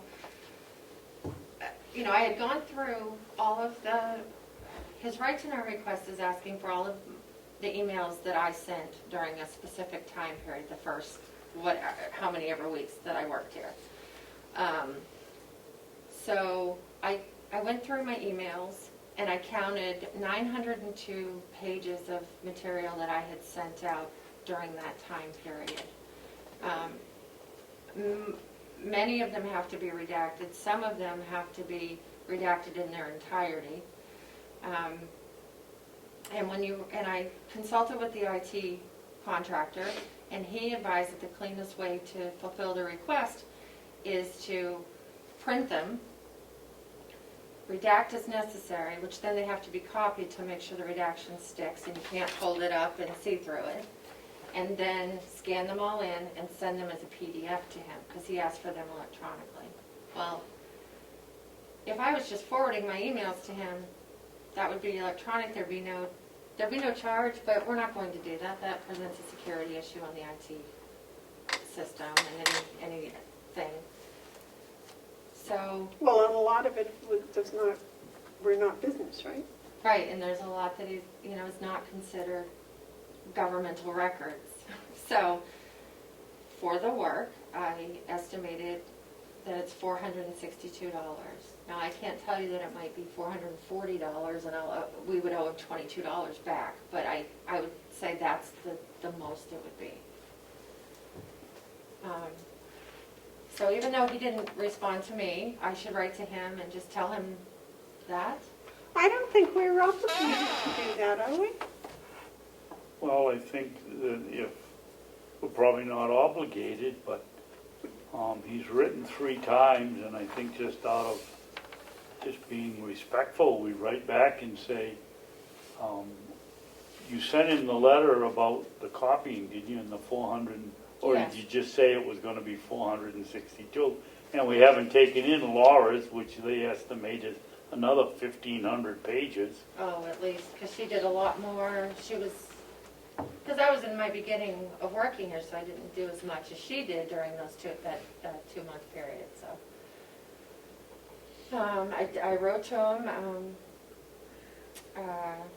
said the county would notify you in advance of any necessary copying fees. I'm writing to provide that information today. Preliminary work is determined, and then it goes on, $462 payable to the county. We will continue work to provide the documents to you once the payment is received. And then I say, we'll await your response. So you didn't tell him it was to print all of the No. emails and, No. oh, So I would think he would write back and say, go through the steps, and this is why we estimate it's going to be $462. Okay. Please let us know what you want to do. And I don't want it, the perception to be that we're trying to, withhold information or keep any, but there is a cost to providing to the general taxpayers of Carroll County. I have the Porter office machine. I asked the administrative assistant to give me a couple invoices to look at. And there is a cost per print, per copy. Some of the stuff is in color. Do I provide it as is? Do I provide it in black and white? So, I would think just what you told us today would be Okay. sufficient. okay. No. Just want to keep you in the loop. Right. So, But I don't think that you should start the work until you get the payment. okay. Oh, no, don't do anything until, Get the payment. or he at least responds and tells you yes, go ahead, or no. And if he says yes, go ahead, then write him back and say, where's the check? Yeah. Or if he wants to put it back in and, maybe narrow it down a little bit, so it's only a week, and then the cost goes down, however, I'm willing to work with him, or anyone. But I think IT's right. I think the thing to do is you want to print them all, and redact them, and then you have a copy of the printed and the redacted for your files if there's a question that it isn't done correctly. Okay. And then scan them and send them. And I would think that if once they were redacted and well, I guess it doesn't matter whether you copy them or scan them, does it? Well, if she emails them, she has to scan them. Yes, I have to scan Well, I was them all. thinking he could pick them up in person, and that would save the scanning expense, but you've got to copy them anyway, so. And if I did that, I'd probably scan them all in just for the record, to have that PDF on file, everything that was provided. And just to follow up, there was a verbal 91A request at the delegation meeting, and it was followed up at your meeting last week with some additional by Representative Comeau. And just to let you know that I've responded to him within the time period that we're working on it, and just let him know that I keep in touch as how that was progressing. So, Is there an expense for that one? he did not ask for any copies. Okay. He just asked, so I'm going to offer him the opportunity to review the documents, and then if you'd like copies, certainly there would be a charge per county policy. David? Madam Chairman, I think this is a perfect opportunity and example of what I was talking about when Cordelli came in here and was questioning whether I wanted to stop on 191A responses going out. I think this is a perfect example. I think that the letter that Melissa draws up to send out on the 91A with all the telephone calls is something that should be signed by us as a board, and there is the rub that we're giving them all the facts, but there's different approaches, and this is why I think it's important that we see them before they go out. And I don't know what you want to do, but my thought was the three of us should sign on this one, if you two would like to do it. The letter, you mean? Yeah. I mean, he addresses it to us. He doesn't address it to Okay. Melissa. It comes to the commissioners, so I think we should be the ones that Sign the letter. respond, or sign the letter anyway. And if we're signing the letter, I certainly want to see it before it goes out. Okay, but this is not the actual facts that we're sending in response to the 91A. This is communication about it, and I think that's only right that we should, where it was addressed to us, that we should sign it. Okay. Melissa can write it, because Okay. she knows what she's doing and Yeah. how it's billed, So you etc. would like me to draft a response to the $462 Yes. question, and then the commissioners will review it and sign that response, and then we'll email it to him? No. Yeah. We'll scan it and email it over? Okay. Um, Because I don't have a physical address or a phone number, but Does that include Laura's emails too? That's Or is just- that just for that's yours? just mine. That's So- just mine. I'm estimating, I had estimated in this that, I mean, this could, So there should be a second estimate for Laura's.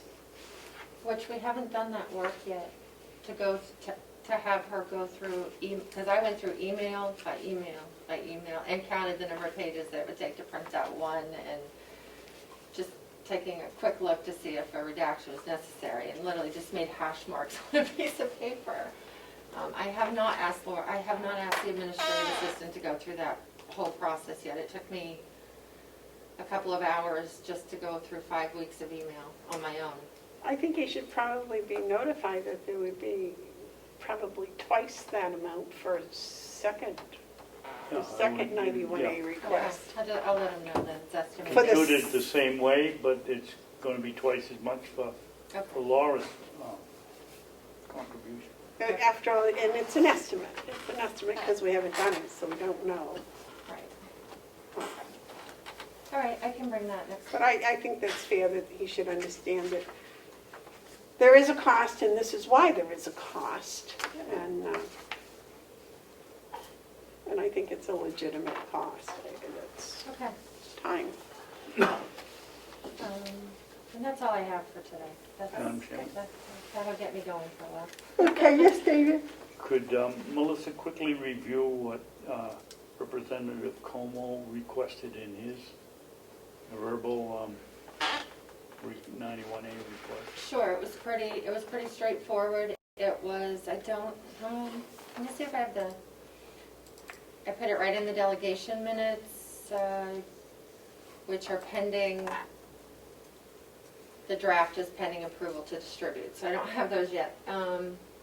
Essentially, it was just all correspondence between the county business office Oh, and yes, the okay. auditor regarding the 2019 Yes, audit. okay. Yep. So I'm just waiting for those emails to be printed out for me to bring to the commissioners to decide to help decide what is a governmental record and what is personnel related. And so I've asked for those emails to be provided to me, and when I get them, I'll bring them to you. Okay, thank you.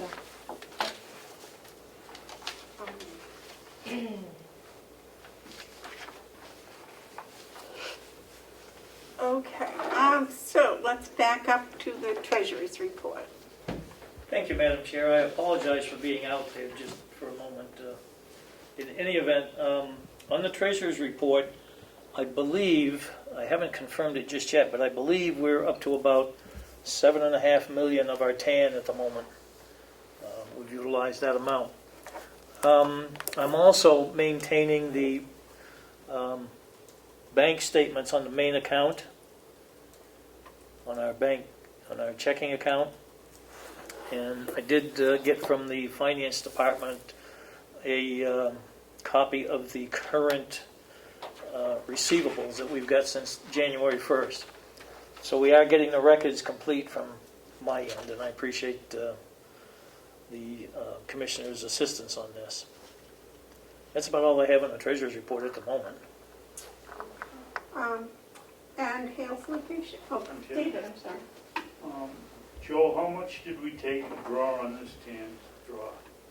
This current one, the last one I'm aware of was 1.5 million, and that was to pay that bill for 1.4. I think I mentioned that last week. 1.4 for what? That bill was, The bond payment. what was it again? The bond payment. The bond payment, I'm sorry, Bond yes, payment, yes, okay. yep.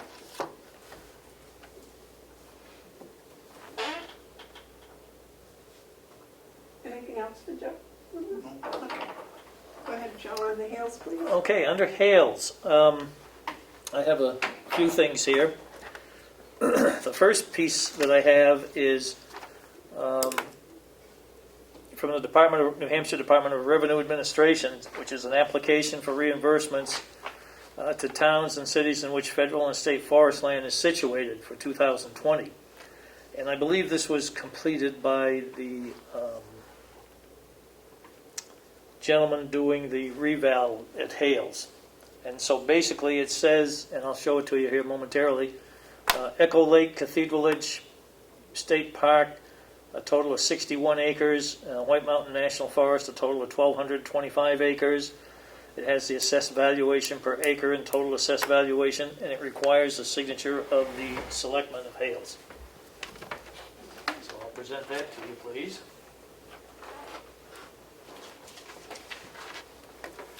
And while you're looking at that, I just have some comments. I don't know if the commissioners have received these most recent emails. I think maybe they have, but I just want to confirm.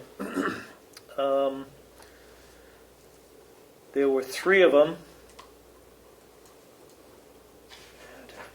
And one of them had to do with join the New Hampshire UDL Innovation Network, a free professional learning opportunity. And I believe it did come through the state of New Hampshire, but it's addressed to New Hampshire superintendents. I don't know if the commissioners have received this or not. Yes. You did, okay. We did. I don't know if you require any action on that or if you're going to do anything with it or not. If it's up to me, I'm just going to file it. But That's what I did. okay, good. And then the next one is, and this came directly from the Commissioner's Office from the New Hampshire Department of Education, and is an updated, revoked, and suspended educator list. Did you receive that one? No. No. I'll be glad to forward it to you. It provides a list of revoked and suspended educators. I don't think it affects us, but I think you should have it just in case. Okay. I don't think we need to do anything with that one. And then the third one, again from New Hampshire Department of Education, has to do with Department of Education sponsored professional development webinars. And it's addressed to superintendents too, and I don't know if you received that one. I think I did, but it's for the school teachers. Right, and we have no educators school too. teachers, so I filed that. Okay, good. I just want to be sure, clarifying these, because I wasn't 100% sure about those. Okay. I've got some checks here that we need to look at. I've got the bank statements, or the bank statement, and I've also got the deposits.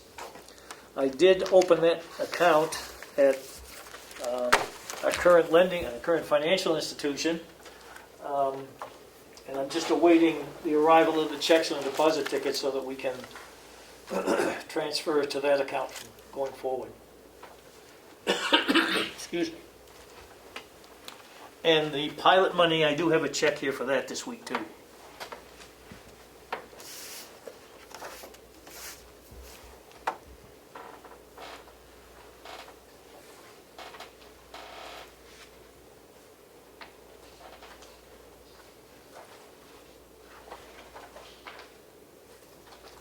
On a side note, I did email the Department of Interior and told them that Carroll County has several beautiful sites that are federal lands, and that we would be most joyed if they came and built their Heroes Park there. I said it much nicer than that, but basically that's the point. I did not even get an acknowledgement, though. I thought I would get an automatic one, but I did not. So. Joe, maybe this picky, but I would have Denise write it instead of paid to the order of Melanson and Heath, PLL or PCC or Yep. whatever they call themselves. I'll make sure that gets taken care of going forward.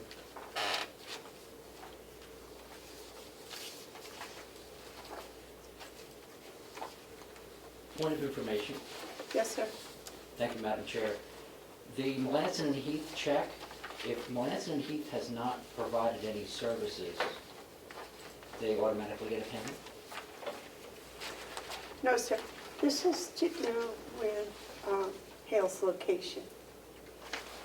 Thank you, Madam Chair.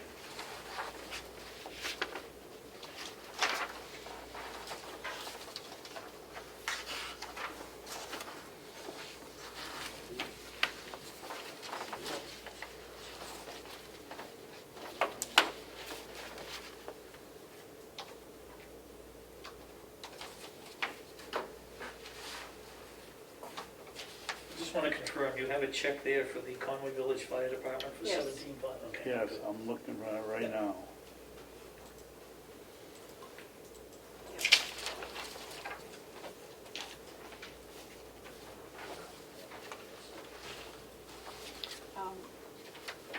I think, Joe, has almost everybody, when I had last talked to Denise, Everybody has paid their Paid taxes taxes. except for one person, and she thought she'd have that today. So I guess the COVID-19 has not affected anybody at Hales at this point, Yeah. from that standpoint. Well, this is a surprise. The number of calls that EMS calls. Mm-hmm. Do you think they made more? I thought that was, I figured it's a large number. I didn't figure they use that many calls in a year, let alone in 3 months. Is this all the 4 checks here? That's just 4? Yeah. Okay. I'll make a motion that we give the chairman of the board, Carroll County Commission, make a motion that we give the treasurer the authority to sign the check number 2270, 2272, and 2271. I'll Do second. you think we ought to say to whom and the amount? Pardon me? We've always said to whom and the amount before. You put the amount in, I mean, if it's on the check, it's on the check. I'm just trying to shorten up what Melissa has to write. Well, I think that people should know that we're paying Conway Fire Department $17,500 and Melanson and Heath are getting $1,500 and that Denise Layton is getting $1,000. You add that to the motion and I'll second it. Okay, add it. I'll second. All those in favor say How aye. about some discussion? Oh, okay, discussion. I think you just read one of the reasons why we get a pilot there, Madam Chairman. There's over $40,000 worth of checks that can't be billed by the federal government.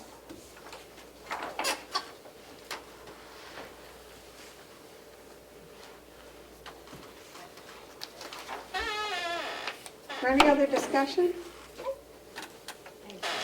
Okay. All those in favor say aye. Aye.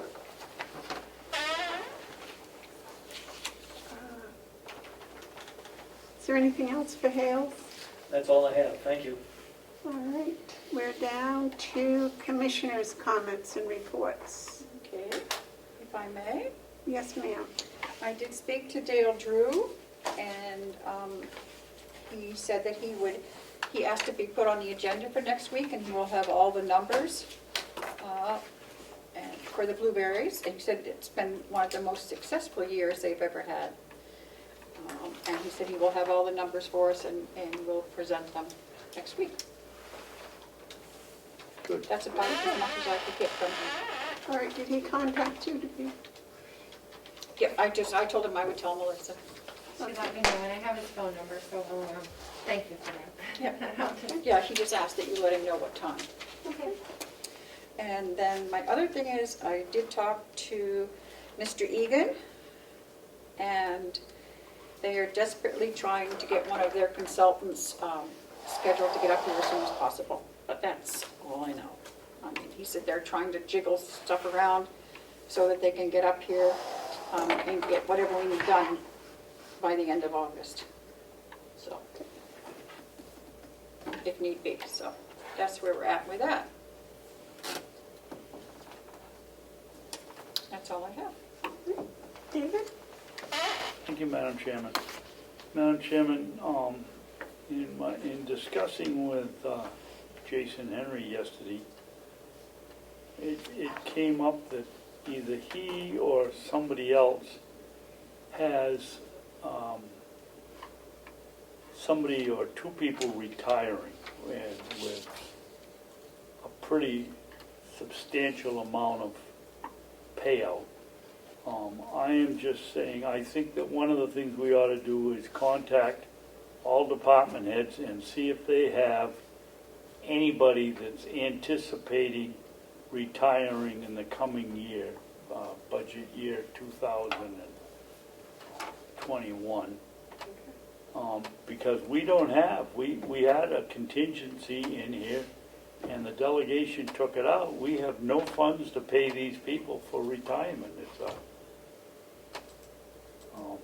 It's an unfunded mandate, really, because we haven't collected the money. We tried to get it in a contingency fund and they wouldn't give it to us. And now we got to come up with, I don't know what the total is, but Jason says it's a pretty good size. So I think we ought to institute a new program with department heads ask their employees if anybody's anticipating retirement, and then we can put it in the budget. I thought the department heads put it in the salary line budget, part of the salary budget. I don't believe so. Because we've had the money for other people that retired when they retired. But I think that's a good idea to solidify a proper, who is planning on retiring and what is an estimated cost.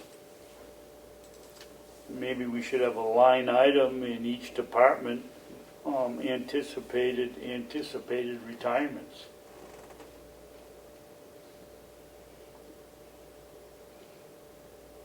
I know we did it with the two ladies, I think it was over at the nursing home, we put the money in a year ago or 2 years ago, so that was accepted. But there's nothing for this year's people that are leaving.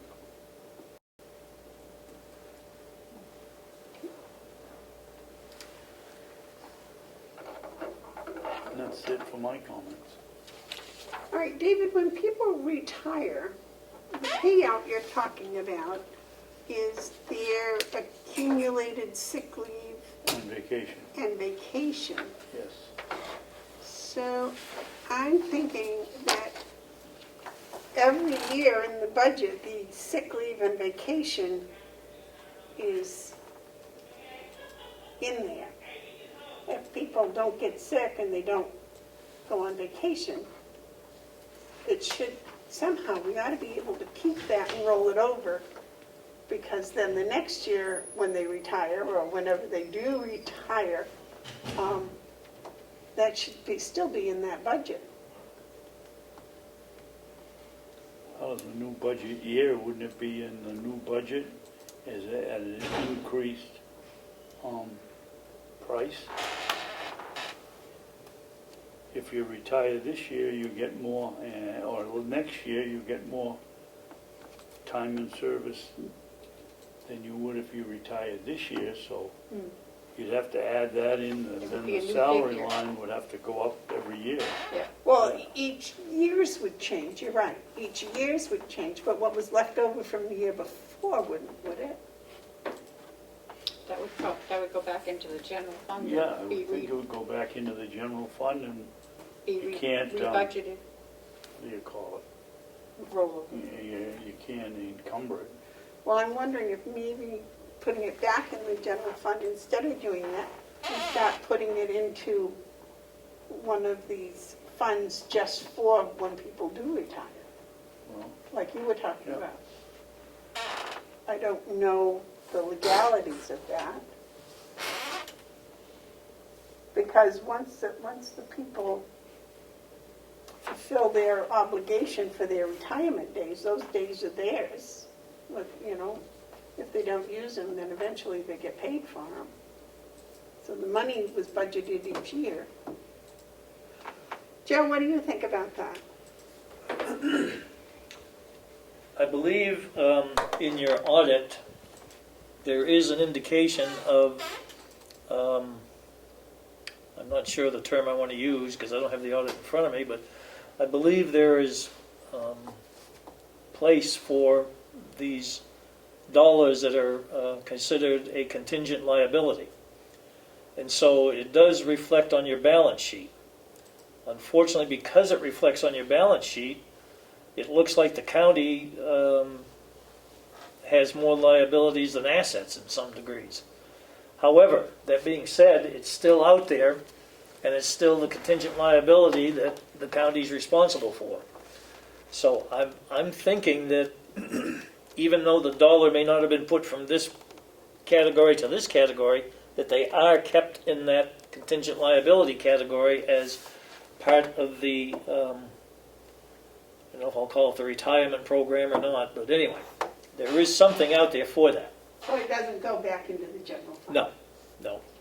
Is that No, what you- because that person is always entitled to that. Could you check that out for certain and see if that's exactly how that was set up? Because it would seem that would be logical to me, yeah. because that money, once it's earned for their retirement, it's no longer the county's money. It belongs, we're just holding it for them until they I use believe it. that would be correct, but you do have to, Show somehow it. you do have to show a transaction, because at the end of the year, if they've earned an additional, whatever it is, 5 days or whatever, you in reality have to account for that on this liability side. And our payroll does an accrual, a constant weekly I would believe accrual. that's also correct, yes. Yeah, well, I know they do, because there was some problems with that originally. So they do a constant weekly accrual. Right. But that's a good question you brought up, David, yes. So on our spreadsheet, quarterly spreadsheet, from whenever it comes out, it says retirement. Are you, if I understand what you're saying, Joe, that retirement expense should go up every quarter unless that money that Billy Smith didn't take out last year goes someplace else and is being held, and I don't know where that would be on our worksheet. Right. So let me try and clarify this if I can. And I'm only speaking from my feeble memory, so please bear with me. But the first thing is retirement is one thing. Retirement is what they actually receive upon retirement after a certain amount of time being employed, per their contract, the union contract, or whatever it may be.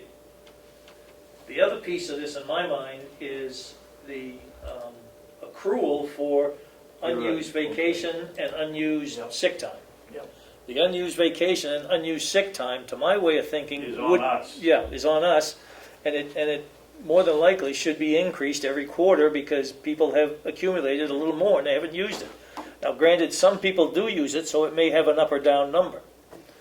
However, the question is when they go to retire and they haven't used it, they get a big lump sum payment. And that's what I'm thinking is that plus all the other quote-unquote retirement benefits they get is what's showing on the liability side of the county's balance sheet. Our retirement money doesn't stay here, it goes to the state. I believe that's It's correct, paid, yes. And they handle the whole Yes. retirement. Yeah. Yes. The county does Yeah. not have anything to do with it. That's correct, for those people involved with that part of the program, yes. So that's what retirement is on I our believe that's sheets. correct. It yeah. doesn't take Yeah. in accruals No, I don't think it does. that they've earned here. And So, Madam Chair, let me confirm, the question you want me to check on is, What happens at the end of the year to the unused sick time and vacation time funding? Does it go back into the general fund, or is it put into some sort of a holding fund? Like when you pay retirement down to Concord, they put it into a holding fund. okay. That might not be a bad idea. If it's not being done, maybe it should be done. I was Those wondering, are- it seemed to me, I've seen some payouts, and I don't know if it's done on an annual basis or not, where people may or may not have the opportunity to draw that if they want. Yes, January. Yeah, so I'm thinking if they're drawing it, then there wouldn't be much holding unless it's for the current year. Well, some unions, they have to draw it. Yep. Some unions, they can draw a part of it. Right. For non-union members, we do it yearly, right? Whether we decide See, I wouldn't think, unused, is it unused sick time you let them have, or unused vacation time? You know, the sick time buyback. Yes. buyback, yeah. see, I wouldn't, I mean, I gotta spend some time on that, but I would think that it would be best for the county to let them take it, so you don't have to keep accruing it and accruing it and accruing it, and all of a sudden you get this big liability payout. I think we came to that conclusion, that on January they had to take it. Did we not write a policy to that effect? Either, I think it was either We have a December or policy. January, they had to buy out. Yep. If they went over it, they had to buy out. If they didn't, they lost it. But only up to 200 hours or something. Right. Yeah. Okay, I'll try and research that a little more for you. Can I ask a related question? And it may have nothing to do with, I'm still learning some of these things, but a few years ago, the county paid for an actuary. Is that something that an actuary, I'm sorry, I didn't hear your question. the county paid for an actuary? You remember that? Yep. That was before me. Is that something that they would have projected out a certain amount of time, what the liabilities would be related to what's on the books as far as paying out employees when they terminate or they retire? I think that has to do with the actual retirement program, the actuary. I don't know, I'd have to look back, Okay. but I thought the actuary was only for the retirement process, not for the sick days I don't know. or the vacation days. I would have thought that's what it was, but But again, I haven't seen the actual report, so I Yeah. don't know. Okay, thank you. I'm fine, I'll look. I'll keep looking. All right. David, any other comments? All right, I had an email from the finance office saying that they anticipated by this Friday they would have the information that Melanson and Heath told the chairman of the delegation they required. I also have a list of all of the things that the finance office had sent in communications with Melanson and Heath since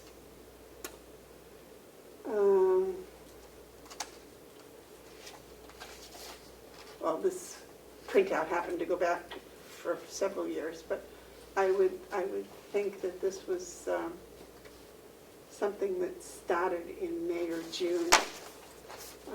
Not the specifics that were in the 91A request, but just a list of the various things that were sent back and forth. Yeah, I got that. I believe you have a copy of that also, but I wanted to share that with the two commissioners, Thank you. and I did not get copy. So it's probably got coffee on it from where I had it in my truck, yes. Madam Chair, this is the list of emails between Melanson and the Finance Department No. for this year. It's a list of communications between the finance department and Melanson and Heath, and the requests that Melanson and Heath had asked for.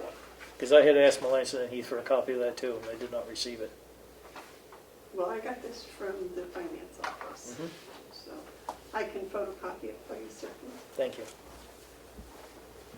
And let's see, what else? Excuse me,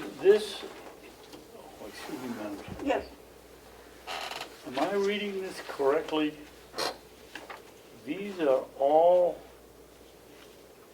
pieces of information that Kathy Armstrong has sent Melanson, and Melanson saying they haven't received anything? correct, but I have not spoken with Melanson and Heath personally. You what? I have not spoken with Melanson and Heath personally. As you know, we were all here when I believe it was Chairman Damaris said that they had received nothing from Catherine Armstrong. Well, we don't want to get in a But I did have this, I wanted to share. contest here, but, you know, there is just too much discrepancy here between what I'm looking at and what I heard. Well, that's, And I don't know how we fix it. Maybe we send this to Chairman Damaris and say, maybe you should call back Cheryl and ask her why she's saying she hasn't received anything when here's 6 pages of stuff we submitted. and I also have a questionnaire from them that they want, it's to the executive officer, and Kathy wasn't sure who that would be. I'm thinking that this is similar to ones that we've filled out in the past. But you can probably, your memory's probably better than mine. This is something that we'd always filled out with questions about from the auditor. Yes. And So she gave it to me, and I said, I thought probably what I would do is share it with you and Terry and photocopy it so that all three of us could fill it out.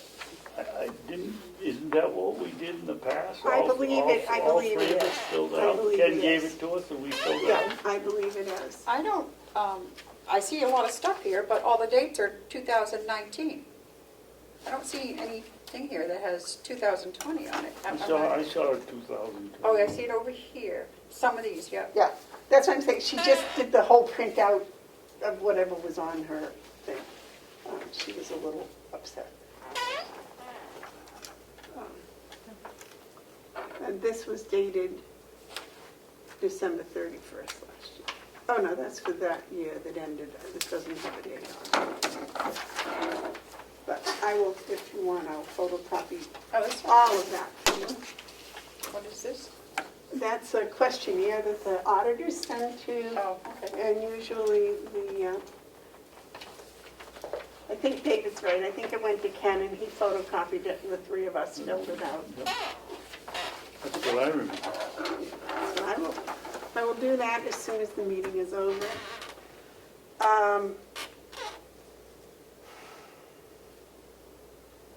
There was something else? If I may. Yes, please. So does Melanson Heath have what they need to do the audit? If that's so, then why am I wasting my time getting back and forth with Mr. Egan to come up and help if it's already been done? So can I get some? It will not. Last Friday, in the meeting, when Kathy left, I asked her if she had it done, and she told us no, Right, and she didn't know when. okay. I got an email saying that hopefully it would be on Friday, but that does not conclude the fact that it will be done, and it does not eliminate the possibility, the extreme possibility that she'll need help. Okay. So I So just didn't want that's- to, continue with that if it wasn't needed. Because we have been told in the past, things would be done and things happened. Okay. Oh, I know what the third thing is. The third thing was that some of the requests for gopher funding have been turned down, rejected. And one of them is a matter of $4,800 that we've already paid out, I believe. So we're going to have to find a place in the budget to transfer funds from to cover that. I haven't done any more investigating as to where it possibly might come from, but it will be coming. And hopefully by next week I can have some sort of a line item transfer to cover that. Unless, have you gotten a suggestion? No. No. Okay. All right, so that's all I have. Anybody else? Nope, I'm done. David? Okay. I have one more. The department head meeting usually happens on the first Thursday of the month, but I had several department heads unable to make this Thursday, so we're going to do it next Thursday. Okay, and whose turn is it? Whoever would like to attend. Commissioner Bowson was there last time. And I was there the time before. So I think it's you, Amanda, unless you don't want to. Well, unless David's going to be here. Next Thursday? Yeah. Not this Thursday. God knows where I'll be next year. I might be in a box. David, I do not have time for a funeral in the next 2 weeks. I'm sorry, I'm really kind of busy. I'll look over my guest list. Schedule it a little later, would you please? I don't know, we'll have to decide Okay. next Wednesday. Just want to give you Yeah, a let's little wait time till, to think about it. let's wait till next week and Okay. then See, we'll have know what our calendars are. Okay. because I was kind of okay for it tomorrow, but I have no idea what next week will be. Okay, thank you. Anything else? Okay. Is there any media questions?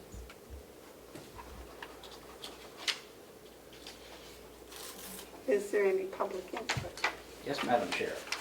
Please state your name and the town you're from, please. Ed Comeau, Brookfield. First, I'm going to ask for a verbal 91A request for the list that's being discussed between the items that were already sent according to the business office. I believe it's in front of you somewhere. So I'm requesting that. And if there is a problem with the payroll system, I would think that that contractor should be put on this agenda and be asked to explain why there's comments going back and forth about this company. If this was my company and charges were made that I wasn't performing my duty to the contract, I would have something to say about it. So I think they should be invited in to explain, so we can get to the bottom of that. That's not part of your 91A. No, that's, Okay. I think that's it. Okay, Thank you. thank you. Do I, that's public now because I brought it into the meeting and Kathy gave it to me, so it's all right. What? This is public now because Kathy gave it to me. I Oh, brought yeah. it to the meeting and I'll just print it off and give them a copy and that'll be the end of the 91A. Is that all right? Certainly. If you'll wait 5 minutes after the meeting. Sure. Could you please make 2 copies so we have one in the binder downstairs? Thank you. Sure. Madam Chair, I did have another comment. May I? Sure. Approach the bench. Guilty. Commissioner Bassett mentioned that there may have been a discrepancy about what the business office was communicating back and forth with Melanson and Heath. Would it also be appropriate perhaps to have them also come in? Because, you know, I worry, to be fair to everybody, what happens if we find out that it is not the business office that's the delay, it's Melanson and Heath? Then somebody's been paid money perhaps that they shouldn't have. I guess my comment would be, I think there needs to be a review of the contract. Are both sides adhering to the contract? Because I believe the county also has requirements that they must meet for the other party to complete the contract. I think it's important because if there's a discrepancy here, it'd be good that if there was a problem, that we should get our money back if that's the issue. So thank you. Madam Chairman, may I answer that? If you've got an answer, yeah. Well, no, all I was going to tell Ed is that's why I question the way it is. I would start with the 2 people, one that said we haven't got anything, and one would say we've got a whole bunch of stuff. That's where I would start, rather than have Melanson and Heath come in. Apparently somebody told Edie that they hadn't received anything. We got paper in here that certainly looks like they had received something. So why wouldn't you go to the person that said they didn't receive anything and the person that said they did? Start at the very bottom, work your way up. Yes, Thank you, Madam Chair. I know there shouldn't be back and forth, so I'll just make it quick. That is the very reason why I asked for the email communication between the business office and Melanson and Heath, because I will be glad to share this information with you. I mean, as commissioners, you're the supervisors of that office, you're supervisor of the budget, and all the contracts that you have out to contractors. So the information I'm asking for should be something that you should already be looking at to show that there's a timeline. There should be no question right now that things were not sent. That's all I'm saying. This should have been already vetted. So when those emails are brought together, I will share them with you so you can complete your supervisory position. Thank you.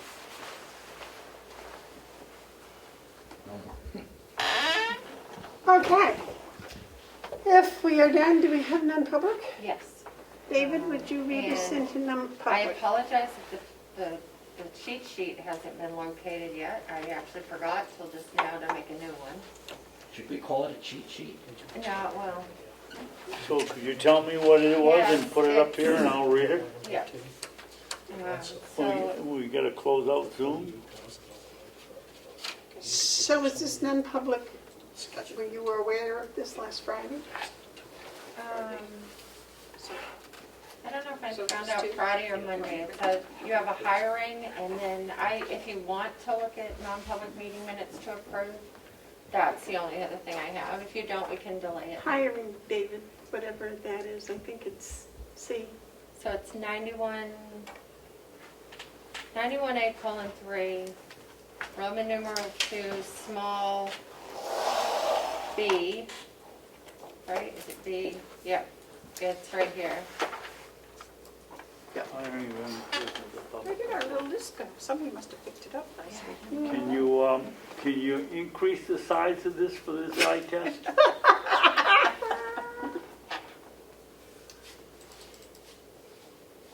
I'll have to look, see if maybe I might have picked it up with my paperwork, but I can I'll make a motion, we go into non-public session under 91A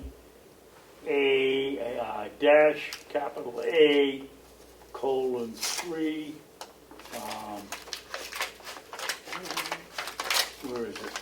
Sorry, hard to. 5? 2, and then it's 2, 2. and then B.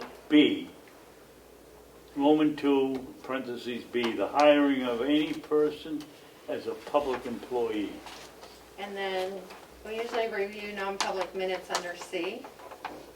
Matters if discussed in public, and Session 2, matters if discussed in public would likely affect adversely the reputation of any person other than a member of the public body itself, unless such person requests an open meeting. This exemption shall extend to any application for assistance or tax abatement or waiver of a fee, fine, or other levy, if based on the inability to pay or poverty of the applicant.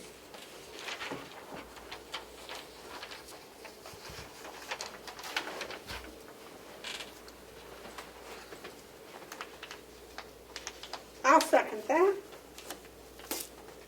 Roll call, please. Commissioner Babson? Yes. Commissioner Bevard? Yes. Commissioner McCarthy? Yes. Thank you. 11:20 a.m.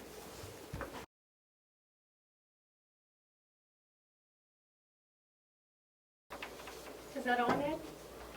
12:05.